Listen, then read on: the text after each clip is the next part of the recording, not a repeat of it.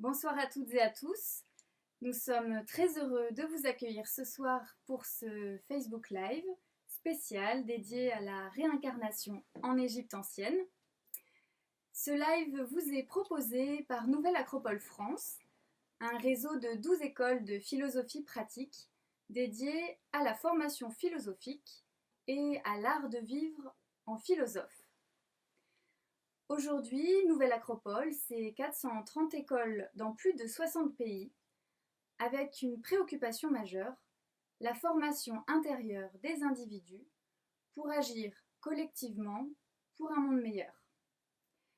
Nouvelle Acropole dispense des formations en philosophie pratique, accessibles sur www.nouvelle-acropole.fr, des événements culturels comme celui de ce soir, et Nouvelle Acropole mène également des actions de volontariat social, écologique ou d'urgence en France et dans le monde. Ce soir, nous accueillons l'anthropologue, spécialiste de l'Égypte et philosophe Fernand Schwartz, fondateur de l'école de philosophie pratique Nouvelle Acropole en France et auteur de nombreux ouvrages sur l'Égypte. Vous pourrez poser toutes vos questions en live dans les commentaires de la vidéo et Fernand Schwartz prendra un temps pour y répondre en fin de conférence. Très bonne conférence à toutes et à tous et à tout à l'heure. Bonsoir à tous. C'est un bonheur de pouvoir partager avec vous quelques enseignements de l'Égypte que j'ai pu investiguer depuis plusieurs décades. Et aujourd'hui, ça sera donc les théories de la réincarnation en Égypte. En fait, sur cette question, il y a très peu de publications et beaucoup de spéculations. La réincarnation est très connue en Orient, à travers l'Inde, le Tibet, mais on ne sait pas grand-chose sur ce que les Égyptiens pensaient sur cette question.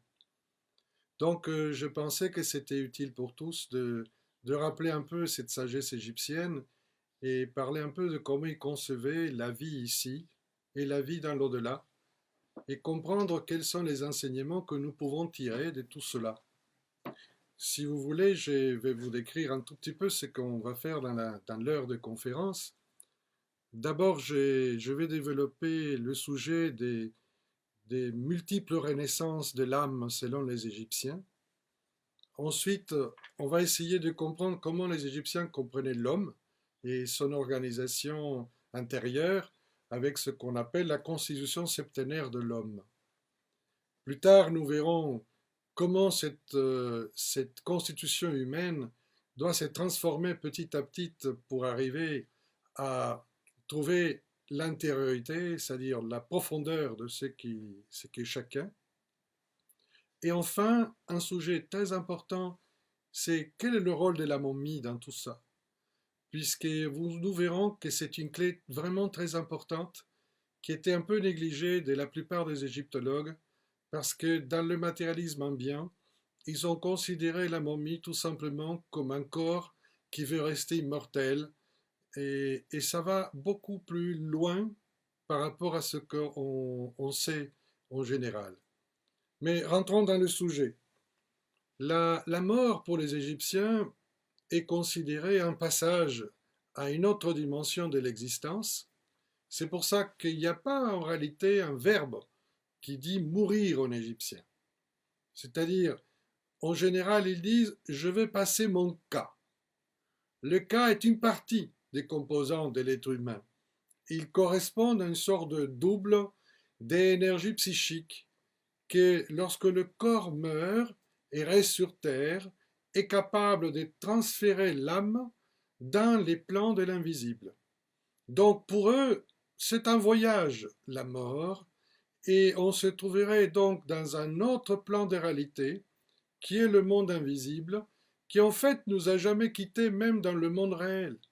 Et c'est pour ça que les textes funéraires, dits funéraires égyptiens, comme les textes des pyramides, les textes des sarcophages, et finalement le fameux livre de mort, sont des enseignements pour les vivants et pour les morts, puisqu'il faut les connaître et les pratiquer dans sa vie pour pouvoir profiter ensuite dans l'au-delà. Mais nous verrons ça calmement. Les textes du livre de mort, en fait, n'ont jamais parlé des morts. C'est nous, les Occidentaux, qui avons donné ces noms au XIXe siècle, lorsque tout ce rouleau de papyrus à côté de la momie ou dans les bandelettes de la momie étaient inscrites, et ces textes, donc, comme on les a trouvés à côté des morts, on dit, bon, c'est les livres de mort, pour que le mort puisse lire quelque chose dans l'au-delà. Mais en fait, le livre de mort veut dire la sortie au jour, c'est-à-dire la capacité de l'âme de pouvoir atteindre la lumière, c'est-à-dire la source de toute naissance, de toute origine des choses selon les Égyptiens. Donc, vous voyez, plutôt que de la mort, nous pouvons dire renaître à la lumière. Et ça, ce sont en fait les clés de ce texte. Pour la théorie globale, on peut dire qu'il y a une théorie de la métamorphose de l'âme à travers de multiples renaissances, qui soient dans la vie quotidienne, soit dans la vie de l'au-delà. C'est pour cela que c'est intéressant, cette idée des renaissances. J'utilise le mot renaissance exprès parce que le mot réincarnation est un peu galvaudé. Il faut comprendre que c'est une nouvelle naissance, donc une renaissance, une nouvelle opportunité pour vivre autrement, et pas pour vivre comme avant. Mais ça on va le développer un tout petit peu. Dans mes recherches, ce qui m'a frappé, c'est que les gens qui ont cohabité avec les autres peuples qui ont cohabité avec les Égyptiens, eux, qui ont vécu sur place, ont toujours témoigné de la croyance à la réincarnation des Égyptiens.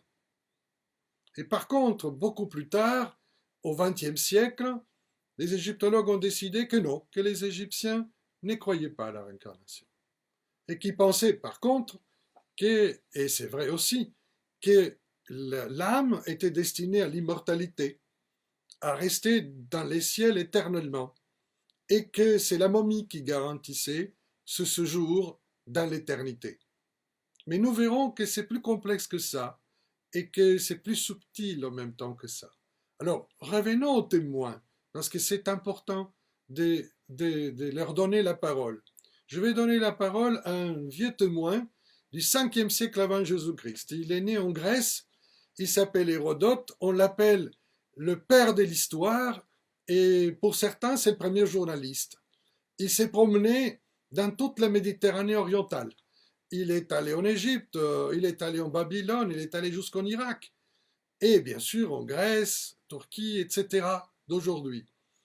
Et on reconnaît que cet homme très particulier, qui a vécu vers 450 avant Jésus-Christ, a amené des témoignages incroyables des différents peuples, civilisations qu'il a visités. Il était véritablement, selon Cicéron, le père de l'histoire. Alors qu'est-ce qu'il nous dit? Il nous dit, les Égyptiens sont les premiers à avoir exposé la doctrine de l'immortalité de l'âme et le fait qu'au moment de la mort du corps matériel, l'âme s'incarne dans un nouveau corps qui est prêt à naître. Ils affirment que lorsque l'âme a terminé tous les cycles des incarnations, des animaux de la mer, de la terre et de l'air, elle parvient finalement à entrer dans un corps humain, né ou préparé pour le recevoir, et ainsi de suite. Voilà le témoignage de quelqu'un qui n'a pas simplement séjourné longtemps en Égypte, parce qu'il a pu interviewer, entre guillemets, les grands prêtres d'Égypte, mais il a vécu avec les Égyptiens. C'est-à-dire, il était un peu comme un ethnologue, en les interrogeant sur ses croyances, et c'est intéressant d'avoir un exemple vivant de cela.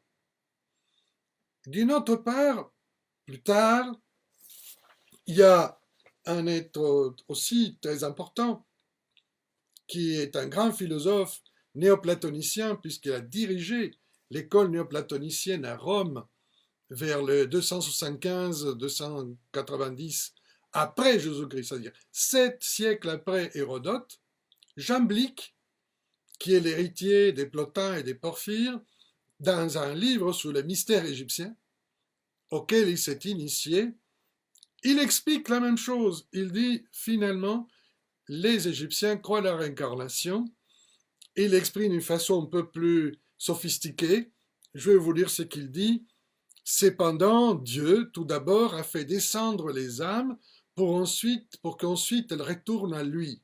Ainsi, dans l'ordre des âmes, la libération de la génération est en fonction de son inclinaison à retourner vers la terre. C'est-à-dire que dans la capacité de l'être humain de se détourner de la sensualité et de vouloir aller au-delà dans des plans plus subtils, dépendra la possibilité d'un être humain de se réincarner ou pas. S'il est trop attaché à la terre, il descendra trop vite. S'il est un peu moins attaché au monde sensible, il descendra un peu plus tard. Et s'il se détache de cette réalité qui pour nous est l'unique, mais que pour eux était une illusion ou une apparence, dans ces cas-là, il pourra conclure, fermer les cycles de ces incarnations, un peu comme les bouddhistes le disent par rapport au nirvana, la libération finale.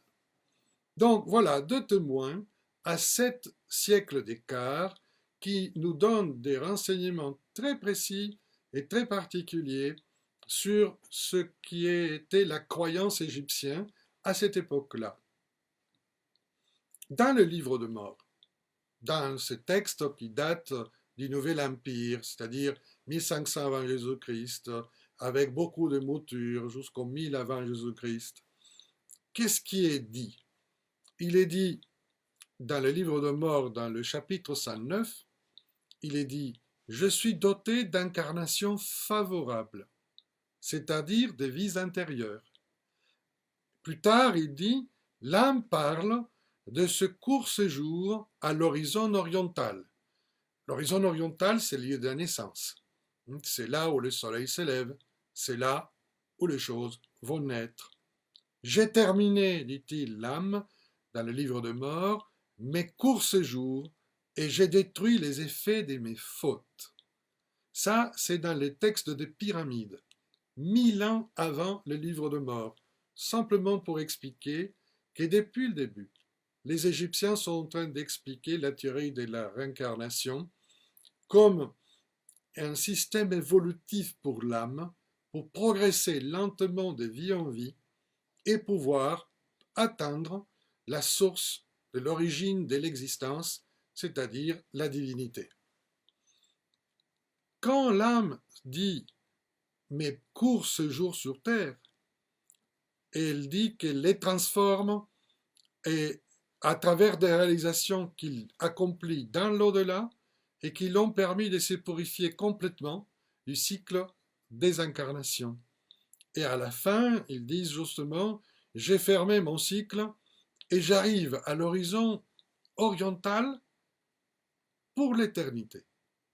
C'est-à-dire qu'on va finir ce cycle dans les lieux de l'éternelle renaissance, où la lumière accomplit toujours le miracle de la naissance du monde et des choses, et le voilà, ce qui explique le livre de mort d'une façon très succincte. Si nous voulons, et au niveau de la symbolique égyptienne, trouver un symbole qui résume ce processus de devenir de l'âme à travers de multiples transformations, il y a effectivement un symbole que tous les gens qui sont allés en Égypte connaissent, qui est le scarabée, Képer. Voilà, il se présente toujours un peu comme ça, ce scarabée. Il pousse son aliment, sa boule, et sa boule représente la lumière, le disque solaire. Il veut dire Képer, devenir, s'est transformé. Et c'est ça l'idée essentielle, devenir un Képer. Dans les textes égyptiens, quand on apparaît une transformation ou qu'on va annoncer une transformation, immédiatement apparaît un petit scarabée qui est en train de signaler il va se passer quelque chose, tout est prêt à une transformation, c'est-à-dire un changement d'état. Donc, Képer annonce la dialectique du devenir et en même temps que quelque chose va s'accomplir. Et c'est pour ça que tout Égyptien porte des scarabées et ce symbole de la transformation de la lumière deviendra le symbole par excellence de la doctrine du devenir de l'âme par ses multiples renaissances. Beaucoup plus tard, au XIXe siècle, un grand égyptologue français, Gaston Maspero, lui qui a désablé les sphinx, qui a découvert dans la pyramide Ounas les textes des pyramides, les plus vieux textes égyptiens sur le destin de l'âme, et qui a créé le musée du Caire, que jusqu'à maintenant on visitait quand on allait, et qui va être bientôt remplacé, j'espère, en 2021 par le nouveau grand musée à côté des pyramides de Gizeh. Lui disait, voilà, l'immortalité pour les Égyptiens était à mourir et vivre perpétuel que l'âme traversait en gardant sa propre identité. L'âme n'a pas vécu ses vicissitudes uniquement après la vie humaine. Avant de naître en ce monde, elle est née et morte dans de nombreux autres mondes. La vie terrestre n'est autre qu'un devenir. Que perd notre ami Scarabée dans l'ensemble des devenirs qui ont précédé et qui suivront, c'est-à-dire dans les prochaines incarnations. Donc, Gaston Maspero, qui avait une très haute estime de la métaphysique égyptienne, était clair là-dessus. Il s'est entretenu avec beaucoup de personnages, et entre autres un personnage qui m'a beaucoup marqué dans ma jeunesse, Elena Petrovna Blavatsky, qui est allée plusieurs fois en Égypte et qui a amené à l'Occident justement cette étude que je vais vous expliquer tout à l'heure sur la constitution septénaire de l'âme, des constituants de l'être humain, à travers différents plans de réalité. Mais avant, il faut qu'on détermine encore un autre symbole important. Je vais vous expliquer que le scarabée pousse la sphère du soleil qui est toujours représentée comme une grande boule rouge. Le soleil est le modèle de l'itinéraire de l'âme. Le scarabée est la force du devenir et qui s'accroche à cette énorme puissance d'énergie qui apporte la vie et aussi la ressource de conscience pour passer les différentes strates de transformation. Pourquoi le soleil? Parce que il naît dans l'horizon oriental, qui est un des horizons égyptiens. Vous savez que l'Égypte est divisée en deux par le Nil. Le Nil coule du sud vers le nord et partage la carte de l'Égypte en deux. La rive des vivants, horizon oriental, et la rive des morts, horizon occidental. Pour les Égyptiens, on est entre deux horizons, c'est-à-dire la vie et la mort.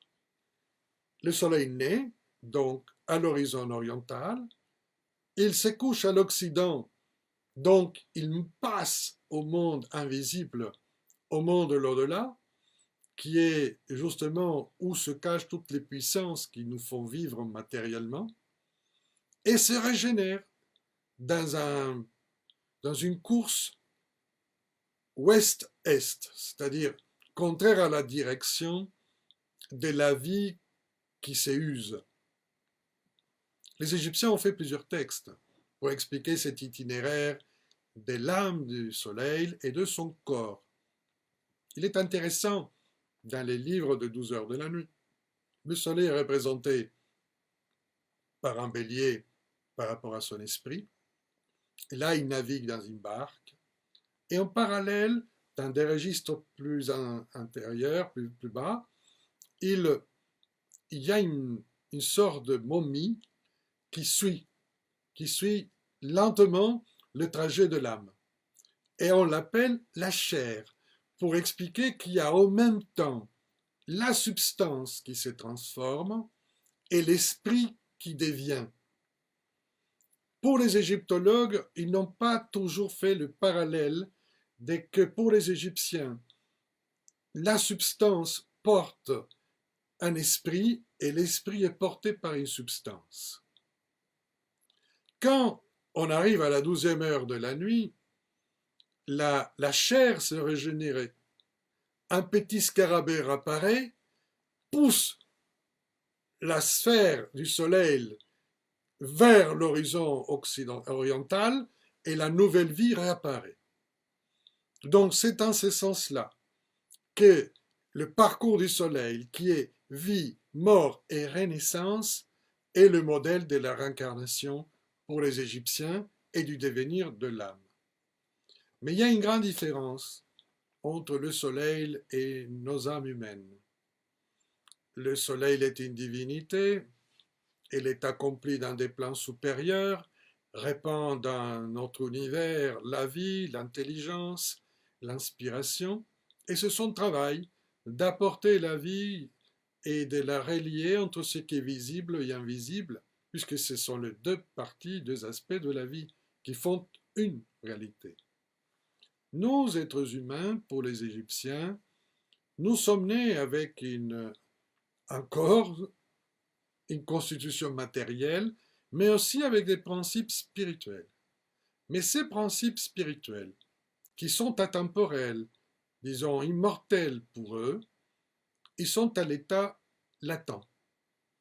Ils ne s'expriment pas avec la puissance de l'âme du soleil, tantôt dans la vie du jour comme dans l'au-delà. Et notre problème humain, disent les Égyptiens, c'est qu'il faut actualiser notre essence. L'actualiser à travers notre travail intérieur avec les passages des épreuves de la vie, en tenant compte de ce qui nous inspire pour nous grandir et nous élever. Donc c'est ça le grand pari.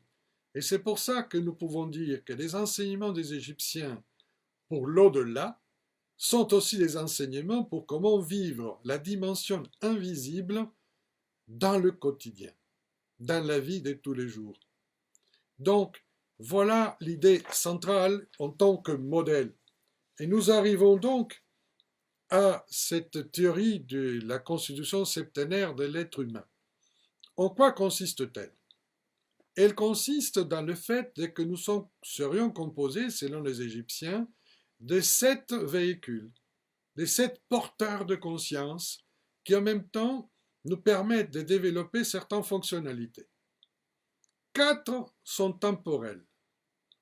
Le corps physique, nos énergies, notre affect, c'est-à-dire notre système des émotions, des sentiments, et notre mental analytique, notre capacité raisonnante.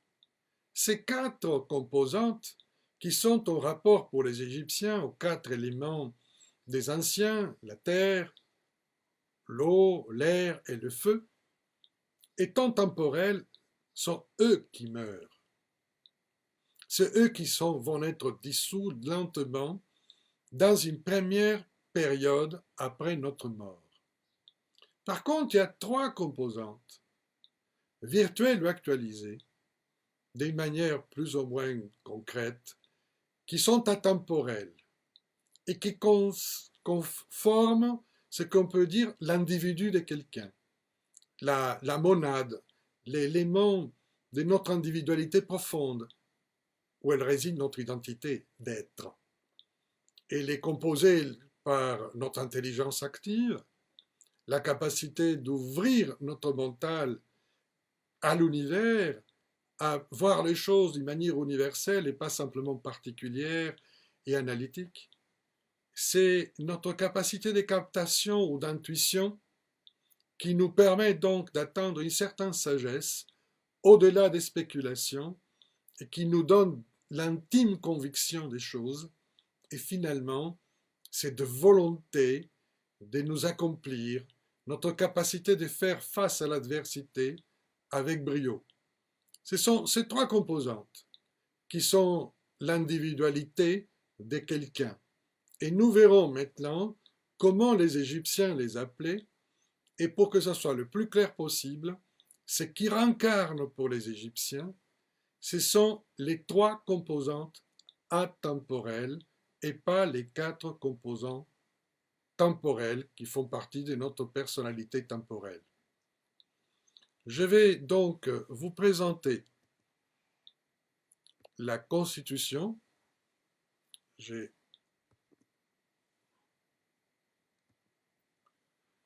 septénaire selon les Égyptiens.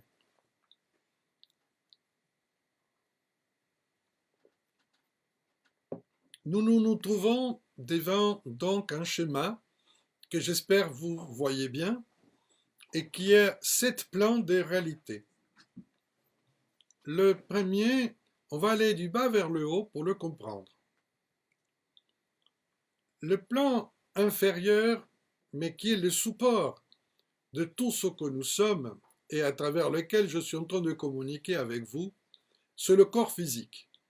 Ce corps physique s'appelle le Khat en égyptien. Il est corruptible et comme vous le savez, il va se défaire, il va devenir le cadavre, qu'il ne faut pas confondre, comme on le verra après, avec la momie. Le Khat, le corps physique, a une forme de conscience. C'est pour ça que dans le tableau, vous avez des formes de Lego. Donc, la conscience physique se dit « je survis ». La préoccupation fondamentale de la nature physique que nous avons tous, c'est comment je survis. C'est sa préoccupation fondamentale. Si nous restons simplement dans la préoccupation de survivre, nous ne pourrons pas vivre. Bien sûr qu'il nous faut des éléments de survie, mais peut-être nous pourrons aller plus loin. Et effectivement, si nous traversons le plan du monde physique et nous réunissons le physique avec le monde des énergies, notre énergie qui nous soutient en réalité, parce que parfois le physique est fatigué, mais l'énergie, on peut la convoquer et on peut faire des sursauts incroyables. Là, on peut dire « je vis ». Et nous arrivons au plan qui suit, qui s'appelle Kabit ou Ankh. Vous savez, ces symboles que tout le monde a vus en Égypte, qu'on appelle la croix égyptienne, ils représentent la vie. Et curieusement, la vie apparaît comme une ombre dessinée dans les textes égyptiens. Alors vous me direz, comment une ombre va être le symbole de la vie et qui va vitaliser le corps? Je vais vous expliquer. Il fait chaud en Égypte. Pour qu'on se sente vivre, il nous faut être à l'ombre. Il nous faut être dans un endroit protégé. Et quand on est à l'ombre, on est au frais. Et on peut dire, bon là, je vis, je ne survis pas seulement. On sent et on est dans la capacité de respirer. Curieusement, c'est là où se situe la momie. La momie est dans le plan de Kaibit de l'Ankh et elle s'appelle Khat. Jet, pardon, excusez-moi, Jet. Jet est différent du Khat. Le Khat est le corps putrescible. Alors, quand on fait la momie, comme vous le savez, on enlève tout ce qui est putrescible, on enlève tout ce qui est humide, donc tous les viscères, on vide le corps, on le remplit de résine et on fait une sorte de statue vivante, une statue organique d'un être. Mais ce n'est pas la statue du corps humain tel qu'était le mort. On fait une statue en représentant le mort comme s'il était Osiris. Donc, en réalité, ce corps putrescible est devenu un corps de renaissance. Voilà l'idée centrale. Donc, je reviendrai tout à l'heure. La momie va représenter le dieu Osiris, les dieux de toute forme de renaissance, de toute forme de transformation. Et donc, il est synonyme de vivre et pas de mourir. Si nous allons plus loin,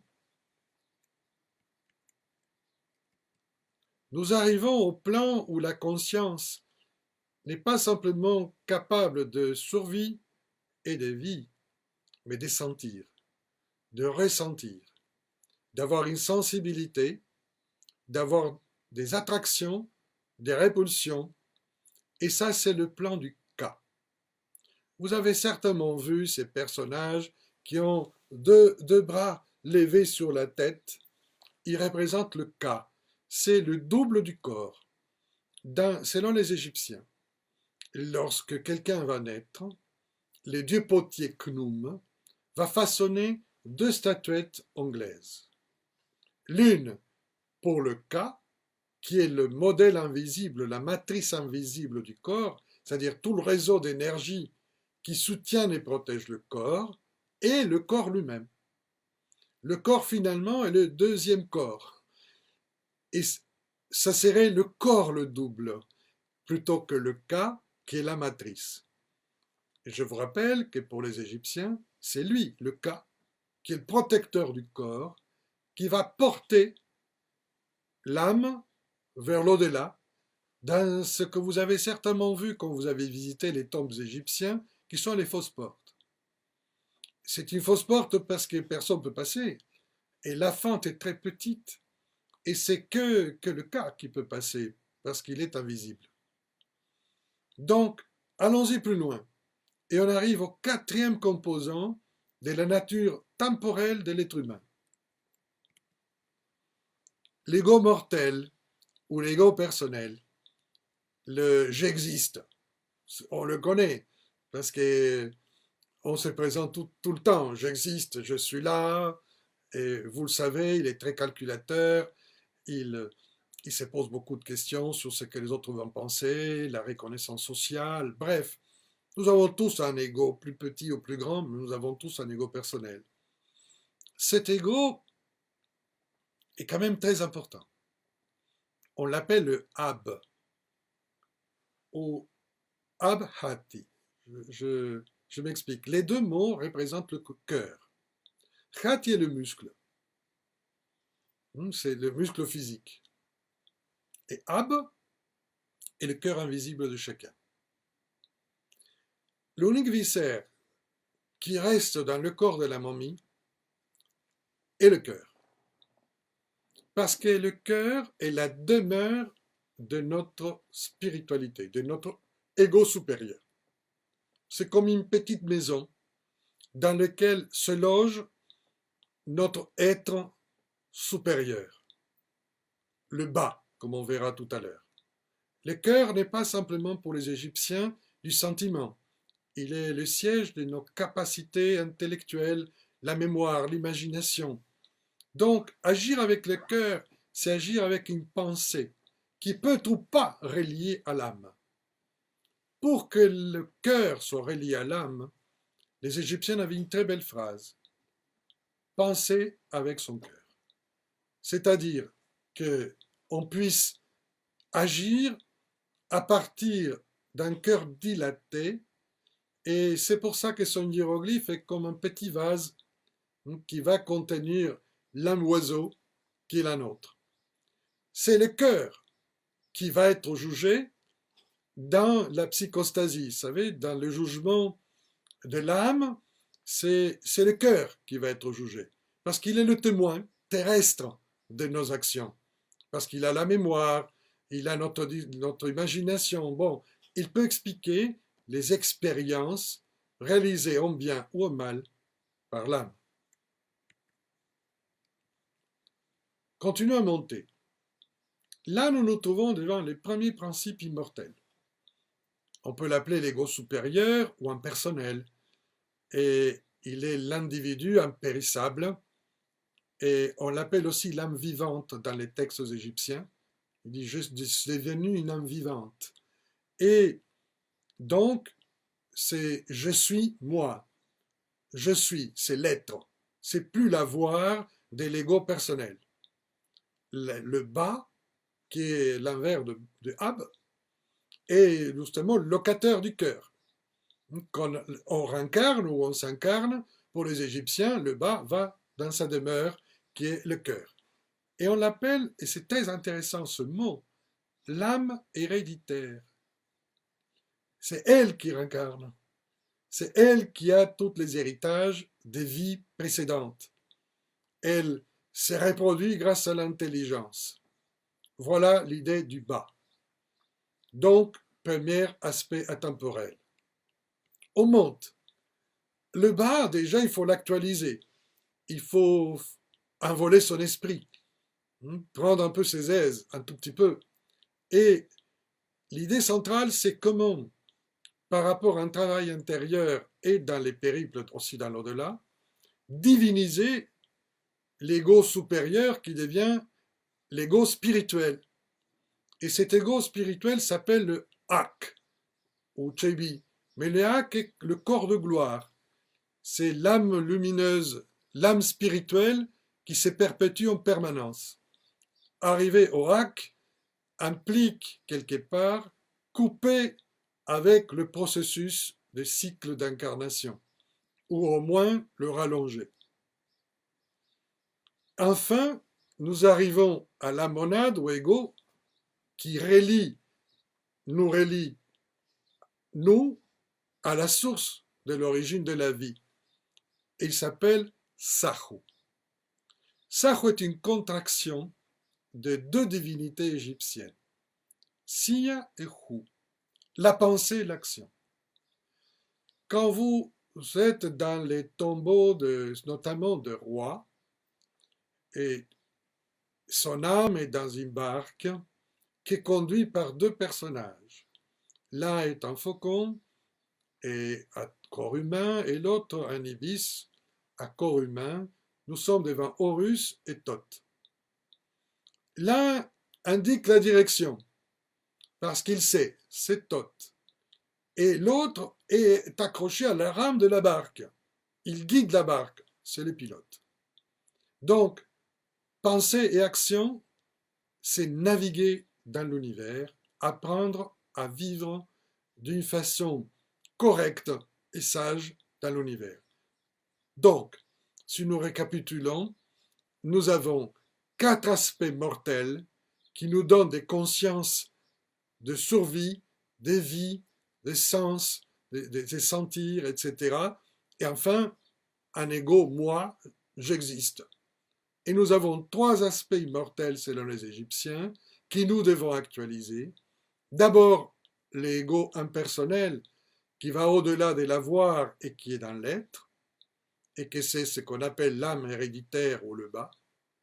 Ensuite, quand ce bas est touché par la lumière qui vient du haut, c'est-à-dire le Hak, il se divinise, il devient l'âme spirituelle, et enfin il est prêt à la dernière opération qui est de relier tous les composants dans un germe qui se relie à la source des origines.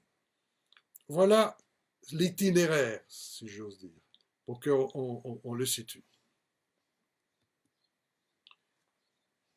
Les Égyptiens donc pensent qu'une fois que le cœur est jugé apte, donc justifié, c'est-à-dire que l'être humain dans son vivant était capable de produire par ses comportements des gestes justes, des gestes solidaires, des gestes authentiques. C'est-à-dire que cet être humain a pu suivre la déesse Maat. La déesse Maat, on la reconnaît parce qu'elle a une plume au-dessus de sa tête. C'est la plume d'une autruche. Et elle est légère, cette plume. Et c'est cette plume qui est d'un côté de la balance, et de l'autre, il y a le cœur. Et pour ça, le cœur doit être plus léger que la plume pour pouvoir être justifié, c'est-à-dire de dire c'est un juste de voix, à Makeru. S'il est proclamé Makeru, c'est-à-dire qu'il a répondu justement à toutes les interrogations de la balance, alors on peut commencer les véritables processus de quitter les éléments temporels pour aller vers les éléments atemporels. Le cœur justifié fera que le monstre qui est devant la balance, qui est un monstre hybride, qui est un sort de crocodile avec des pattes étranges, des félins, etc., d'hippopotame, ça s'appelle un mythe. Lui veut manger le cœur. Il veut le manger pourquoi? Pour le faire descendre dans les couches inférieures de l'invisible, c'est-à-dire l'envoyer dans la réincarnation.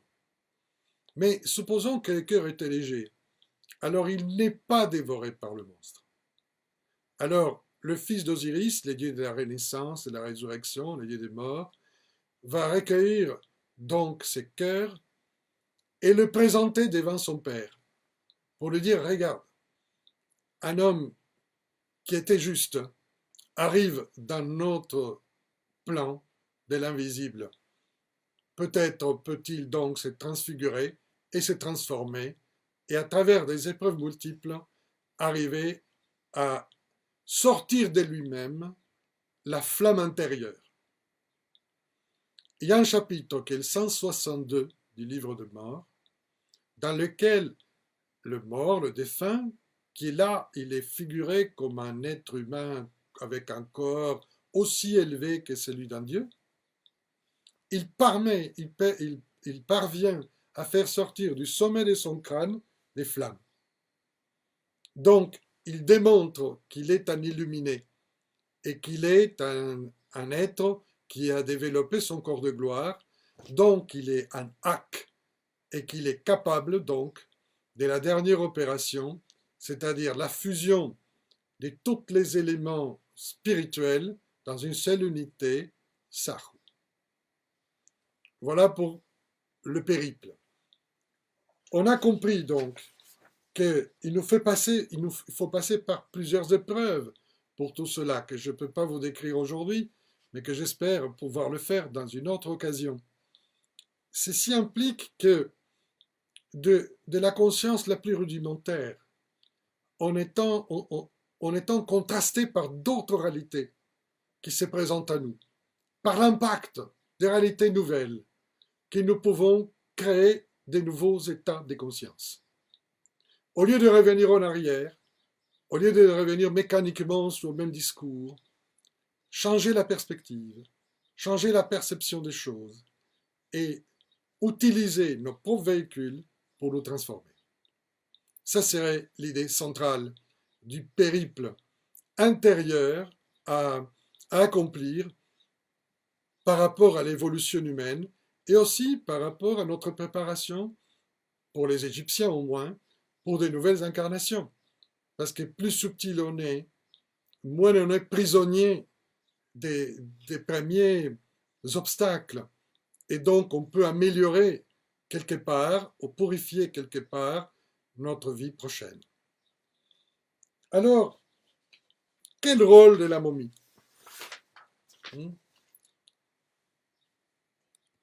Voilà. Nous voilà avec, bon, elle n'est pas comme ça, on doit l'avoir en horizontal, mais le format des Facebook Live, on m'a dit qu'il fallait des images verticales.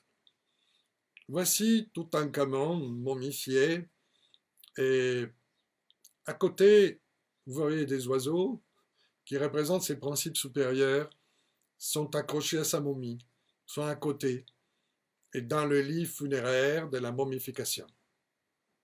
Alors, voyons un tout petit peu. La momie représente le corps qui reste sur Terre, qu'on a dit c'est le jet, et c'est pour ça que dans le livre de mort, on dit la destin du corps est la terre, la destinée de l'âme est le ciel. À aucun moment les Égyptiens pensaient, comme beaucoup des films de science-fiction, que la momie allait renaître, se mettre debout et marcher. Ça, c'est impensable pour un Égyptien. D'ailleurs, ce qu'il faut voir, c'est que la momie, dans la tombe égyptienne, et dans le sous-sol, dans la cave, personne ne va aller visiter la momie. Une fois que la momie est placée dans le sarcophage, on a scellé la porte d'accès dans les puits funéraires, on n'y va plus. Et quand les vivants veulent rendre culte à l'âme du défunt, ils vont au rez-de-chaussée, ils vont à la chambre d'offrande dans lesquelles il est installé des tables d'offrande et ils vont, à travers la fausse porte, se relier avec l'invisible et ils vont appeler le Ka pour qu'il appelle justement l'âme spirituelle. Voilà la connexion qui est donnée. Donc, la momie représente le corps qui reste sur la terre et également le destin ultime de l'âme. parce qu'il y en a deux significations. Elle peut être appelée dans les textes Jet, la momie, le vivant, etc., mais aussi Sahu. Et on vient de voir que Sahu représente le sommet de notre dimension et de notre plan. Donc, c'est ça qui peut créer beaucoup de malentendus, parce que la momie a un double symbole. Elle est donc support dans le monde terrestre de la récomposition des différentes composantes de l'être humain, et pour se préparer au jugement. Je veux m'expliquer. Et pour les Égyptiens, quand on meurt, c'est comme une sorte de collapse, une sorte de syncope dans lequel toutes les composantes que nous avons se dispersent.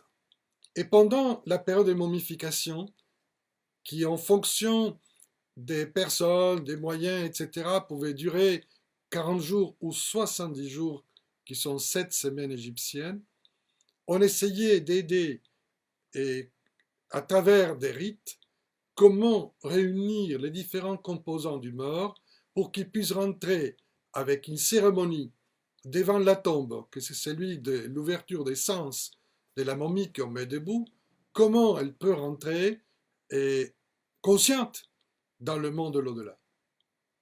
Donc, à ça sert la momie.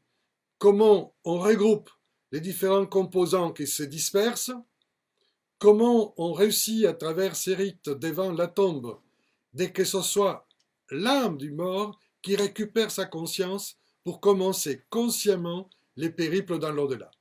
Une fois que ceci est fait, la momie est déposée dans le caveau et on n'en parle plus.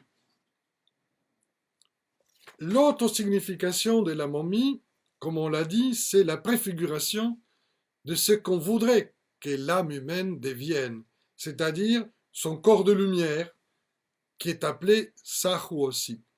Donc, pour ça, on l'appelait parfois dans les textes Sahu et Jet. Troisièmement, la momie peut également représenter les contenants ou véhicules de ce qui va être transformé et renaître sur un autre plan. Faire la momie. L'état des momies est un état de léthargie. C'est un état végétatif. Quand dans la mentalité égyptienne, on dit, bon, on fait une momie, où la momie est là, ou posture égyptienne, posture osiriaque, les bras sont croisés sur la poitrine, on intègre les dualités de manière complémentaire, et la momie va représenter l'état osiriaque, l'état végétatif dans lequel sont cumulées toutes les forces, un peu comme quand on fait une sieste, quand on dort ou on médite, on concentre toutes nos énergies. C'est comme une chrysalide qui va être l'atanor où la transformation va se faire. Donc, chaque fois qu'on change de plan, quelque part, la forme osiriaque réapparaît. Et c'est le bas, c'est le hak, bon, et à la fin, ce sera ça. Et quatrièmement, et c'est la dernière fonction de la momie, ou explication sur la momie peut être aussi le germe causal de la prochaine incarnation. Parce qu'il y a un moment, dans les textes égyptiens, que la momie appelle le bas, c'est-à-dire l'âme spirituelle, celle qui loge dans le cœur, et on la voit appeler le bas, en disant « Viens, j'ai besoin ». Et là, quand la momie appelle le bas, nous sommes devant l'appel du germe causal de la prochaine incarnation. En ce moment-là, la momie, tous les germes qu'il portait vont germer et il y a un corps d'épi de blé qui se dessine sur la forme osiriaque. Et là, veut dire tout simplement qu'il y a un retour à la terre de l'âme immortelle. Il y a un livre qui s'appelle le livre de respiration, qui selon les Égyptiens a été écrit par Isis pour Osiris, pour qu'il puisse se transformer dans l'au-delà et arriver au plus grand sommet comme âme vivante justifiée, qui dit pour faire revivre son âme, pour faire revivre son corps. Et il le dit à Osiris, ton individualité est permanente, c'est-à-dire tu es un être immortel. Ton corps, par contre, est durable, dit le texte. Ta momie est un germe. Voilà les explications que je viens de vous donner, d'où elle vient, des livres de respiration. Quand, quand donc s'est accompli tous ces cycles où l'âme est osirifiée, justifiée dans la balance et transformée dans un arc et corps de gloire, l'âme peut dire, pour conclure, ce qui est écrit dans le chapitre 64 du livre de mort. Je suis aujourd'hui, je suis hier, je suis le demain. À travers mes nombreuses naissances, je reste jeune et vigoureux. Je suis l'âme divine et mystérieuse qui autrefois créa les dieux et dont l'essence cachée nourrit les divinités de l'au-delà et du ciel. En présence d'Osiris, je deviens le maître de la vie. Mon être est à jamais inaltérable et éternel. Voilà ce que je voulais vous transmettre concernant les idées sur la réincarnation en Égypte, de façon bien sûr sommaire et synthétique. Maintenant, si je pense il y a des questions qu'on va me transmettre, j'essaierai de vous les répondre si j'ai les réponses. Alors, on a plusieurs questions qui nous sont arrivées. Alors, la première, auquel on a déjà apporté une début de réponse, de Anso Salel. Pourquoi le scarabée égyptien est souvent posé ou entouré d'une pierre turquoise? Y a-t-il une signification particulière? Et une des premières réponses apportées était le bleu, la chair des dieux. Mais peut-être y en a-t-il d'autres. Non, c'est correct, mais bon, disons qu'il y a deux choses distinctes. Effectivement, et quand les défunts avaient les moyens, ils pouvaient faire placer un scarabée en lapis-lazuli. Lapis-lazuli est, est la pierre par excellence pour les Égyptiens parce qu'il représente le ciel invisible, la matière qui compose le ciel. Et effectivement, la chair de Dieu est d'abord l'or. Mais quand on voit par exemple certaines divinités comme Ammon, son corps est bleu. Et cette idée d'atteindre le ciel, d'aller à l'origine de la divinité, etc., est dans la couleur bleue, c'est certain. En ce qui concerne la couleur verte, elle est importante parce que Osiris a fondamentalement dans sa peau deux couleurs. Le noir pour représenter le limon du Nil, la fertilité. Pour les Égyptiens, le noir était une couleur positive. Par contre, le linceau de mort, les bandelettes étaient blanches, parce qu'ils représentaient le monde de l'au-delà. Et donc, noir pour la fécondité. Mais pour la renaissance, le vert. Si vous voulez, on va... Vous voyez derrière moi, ici, il y a un Osiris qui a son corps momifié en blanc et son visage est vert. Il représente justement la Renaissance. Et la Renaissance pour les Égyptiens est possible si on a su croiser devant soi la polarité du monde, c'est-à-dire le crochet et le fouet, l'attraction et la répulsion, et qu'on reste au milieu. Une autre question? Oui. Alors, il y a une question de Hernani Mariano qui posait la question au moment de la désincarnation. Les pharaons sont-ils au même niveau moral que leurs serviteurs? Est-ce qu'il y a, voilà, entre guillemets, une différence de traitement entre Pharaon et ses serviteurs à la désincarnation? D'accord, c'est une bonne question. Alors, les rites funéraires, à l'époque des pyramides, étaient différentes qu'à l'époque du Nouvel Empire, les époques plus tardives. Je vais m'expliquer. Et il y a un rite funéraire particulier pour Pharaon au départ, qui n'est pas par rapport à un traitement simplement parce qu'il est différent des autres, mais parce qu'au départ, la, la momification était en rapport avec l'idée de la transmission du pouvoir royal. C'est-à-dire que Pharaon devait devenir un Osiris dans le ciel et son successeur un Horus, comme son enfant, sur la terre. Et que le rite de momification était au départ un rite qui permettait transmettre l'héritage ancestral du pharaon défunt à son successeur. C'est un passage de l'invisible vers le visible. Ça est très clair dans la théologie d'Abydos, qui était les lieux, le cimetière royal depuis la première dynastie. Les, les autres populations, les autres membres de l'Égypte, des autres habitants de l'Égypte, avaient droit à un tombeau, bien sûr. Il y a des rites funéraires, mais pas au niveau aussi sophistiqué.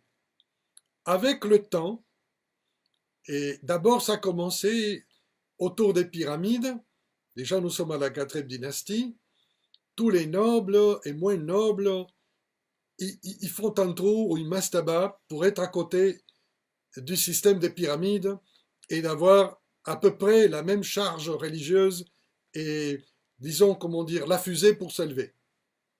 Donc on va trouver des tombes modestes comme des tombes importantes.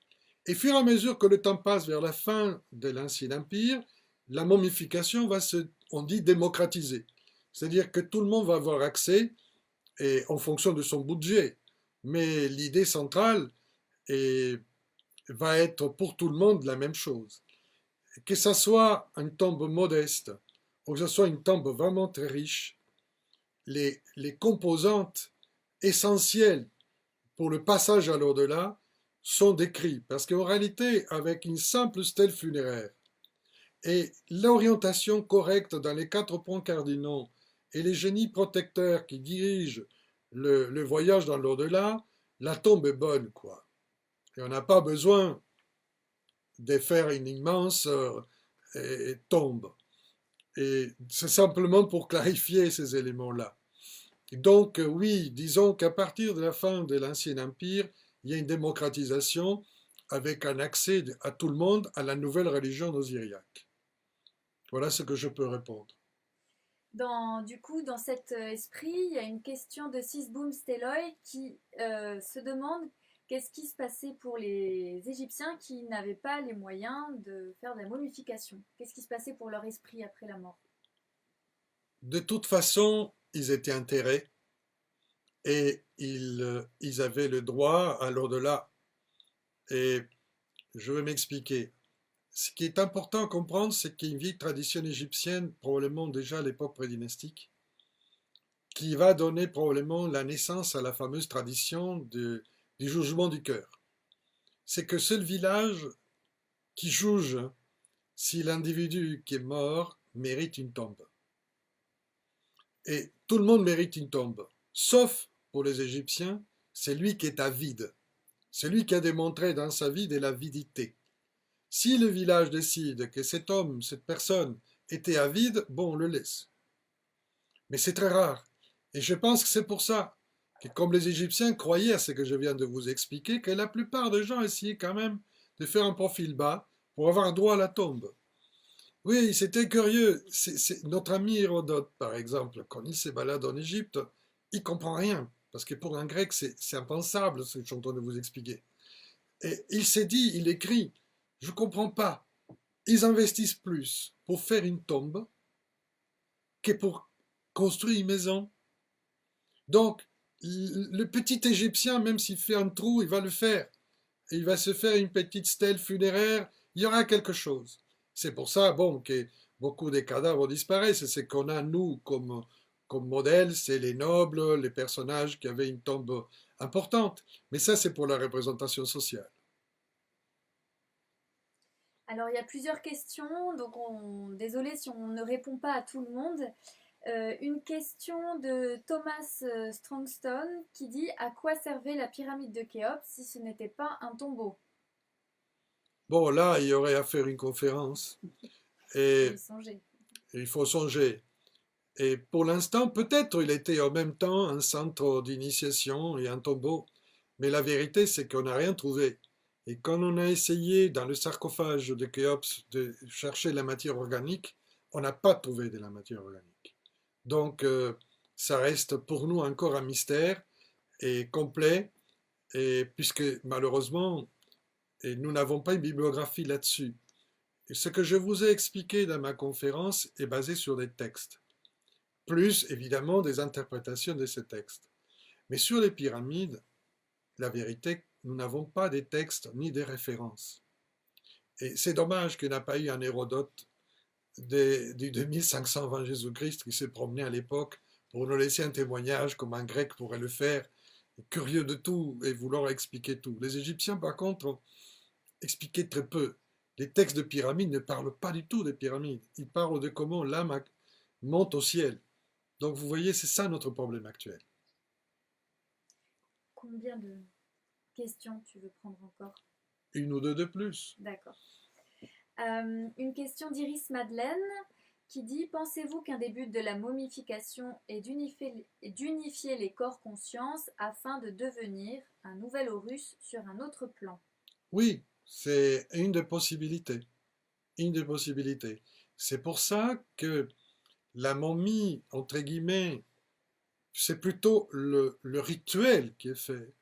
Parce que tout est très clair dans les textes du livre de mort. On dit ces textes est à lire par des êtres vivants devant tel objet, en faisant tel type de rite, etc. C'est-à-dire que la momie tout seul, la tombe tout seul, sans tout ce geste, sans l'accompagnement, bon, n'est pas efficace, si j'ose dire. Donc, et en même temps, je répète, parce que la plupart des gens connaissaient ces textes et connaissaient ces enseignements, certains les pratiquaient, d'autres pas, comme partout. Et donc, c'est la conscience qui est importante en réalité, et c'est qu'elle va se souvenir après le collapse de la mort. Mais c'est vrai que l'idée centrale, c'est que quand l'âme arrive devant la, la balance, toutes ses composantes sont dessinées. Et son cas, son ombre, le bas qui regarde, son âme qui regarde, son sahu qui attend, tout le monde attend de voir s'il peut se récomposer et effectivement devenir un nouvel Horus. Il y a plusieurs transformations dans les livres de mort. Si vous le lisez avec attention, vous verrez qu'il y a 12 transformations. Et puis deux questions pour finir très courtes. Une de Mamie Rosa qui se demande si un corps physique incinéré peut se réincarner. Et l'autre d'Alex Casanova qui nous dit est-ce que la pratique de la momification existe encore aujourd'hui? La pratique de la momification n'existe plus aujourd'hui. Et par rapport au fait qu'un corps incinéré puisse se réincarner, bon, mais selon les bouddhistes, selon la philosophie indienne, oui. Et je pense que oui, disons, parce que comment ils remplacent, comment ils font en Orient? Si on lit, si on travaille un peu avec le Bardo Todol, les livres de mort tibétains, qui donnent des instructions très précises, on crée un corps de substitution. C'est-à-dire les cendres ou la chair, parce qu'il y a plusieurs façons de faire le rite funéraire dans ces contrées-là. Mais ce qui est important, c'est que la chair disparaît, parce que je répète, le destin du corps est la terre. Mais par contre, il y a un rite qui s'est fait pendant 49 jours, qui est devant une effigie qui représente le visage symbolique du mort, et c'est sur lui qu'on lit les textes qu'on fait les rites.